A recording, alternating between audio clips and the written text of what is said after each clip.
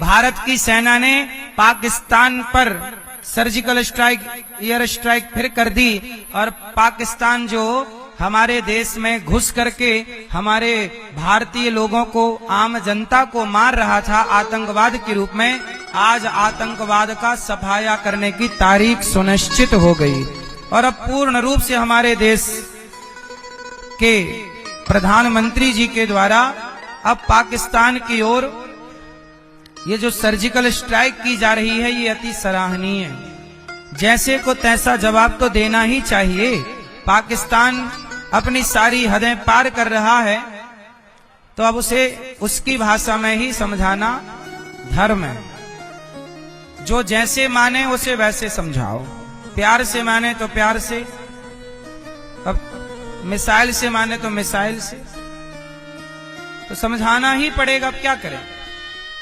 याद रखिएगा, आज तो जंग पाकिस्तान से छिड़ी है, कल को जंग यदि भारत के ही गद्दारों से छिड़ जाएगी तो क्या जीत पाओगे? अपनी छाती पे हाथ रख के बताओ कि कल भारत के भीतर, चलो पाकिस्तान तो बाहर है हमसे, उससे लड़ना आसान है, पर कल को भारत के अपने लोग गद्दारी करेंगे, विधर्मी लोग, तो क्या लड़ पाओगे?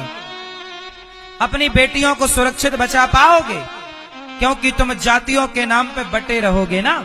इसलिए कहता हूं, एक अच्छा भारत देखना चाहते हो, एक अच्छे भारत का निर्माण करना चाहते हो, तो सबसे पहले जातियों के नाम से जो बटे हो वो जातियां व्यवस्था के लिए हैं, व्यवस्था तक सही है, इसके आगे जातियों को गले मिल करके रहो भाई भाई।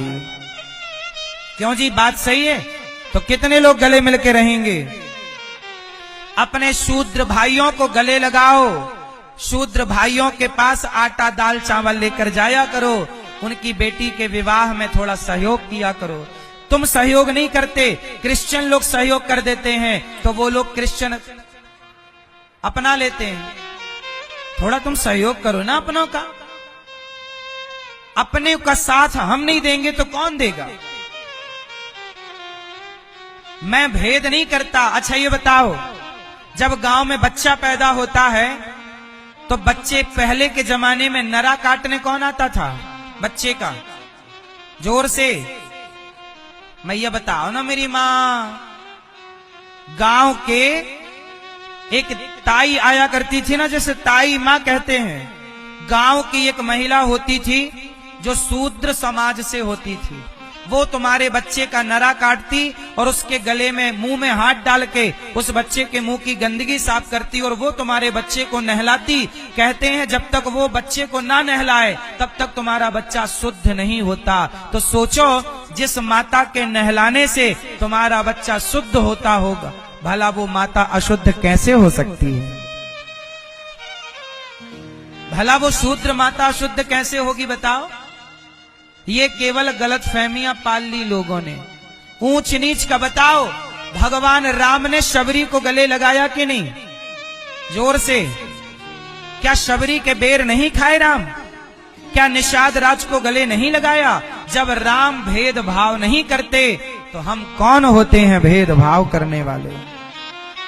तो मेरे प्यारे भारतवासियों, मेरे को पक्का वादा करो कि कभी आपस में ना लड़ोगे। ब्राह्मण क्षत्रिय वैश्य शूद्र, जहां ब्राह्मण क्षत्रिय वैश्य शूद्र मिल जाएं, गले लगाओ। चारों भाई।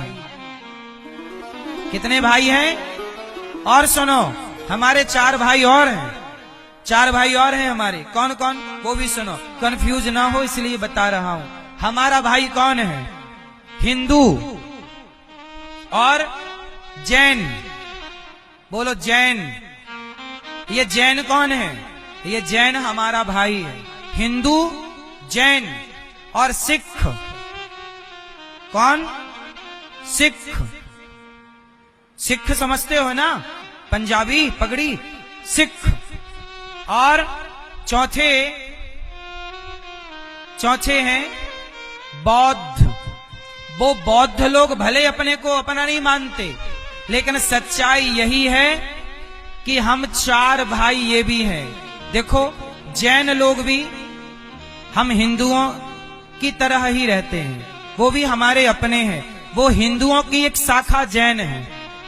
हिंदुओं से ही कट करके एक ये हमारे पंजाबी सिख भाई हो गए। गुरु नानक देव जी ब्राह्मण हैं। गुरु नानक देव जी स्वयं कौन है? ब्राह्मण।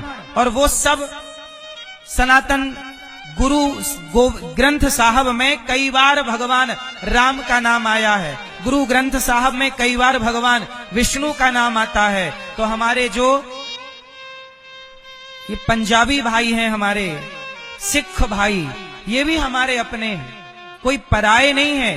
तो ये चार भाई ये हैं।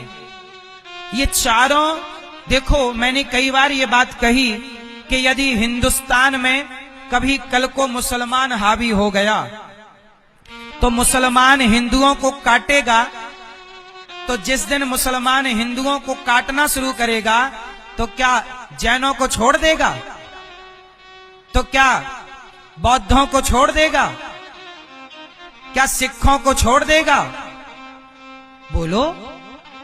जिस दिन मुसलमान, जब कश्मीर से पंडित खदेड़े गए तो उस बीच में वहां जैन यदि था तो जैन भी तो खदेड़ा गया।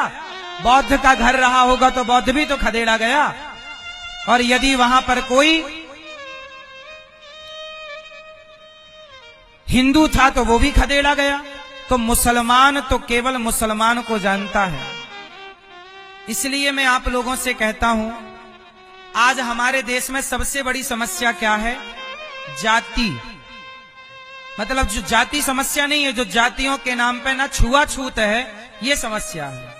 क्या समस्या है? छुआछूत। अच्छा बताओ, हमारे देश में एक और बीमारी है जिसे आप लव जिहाद कहते हैं। क्या कहते हैं? लव जिहाद। हमारी बहन बेटियों को प्यार हो जाता है किसी मुस्लिम से, वो बहन बेटियों को ले जा करके दुबई और अन्य देशों में 10 लाख 20 लाख का बेच आते हैं। साल भर में 4-6 लड़कियों को फंसा के बेचे तो उनका तो 1-2 करोड़ का हिसाब हो गया कि नहीं? लड़कियां भी बाजार में बिकती हैं। और लव जिहाद, शादी के नाम पर लड़कियों को प्यार व्यार करके फंसा के, और ये धंधा चल रहा इस देश में। अपनी बेटियों को थोड़ा समझा के रखा करो कि प्यार व्यार के लफड़े में ना पड़े, केवल पढ़ाई करें। पढ़ने के बाद योग्य लड़का देखकर विवाह करो और बड़े प्रेम से, हमारे यहाँ कहते ना, पानी पियो छान के और विवाह करो जान के। विवाह बड़े जान पड़ताल के करना चाहिए, यूं जल्दबाजी में नहीं।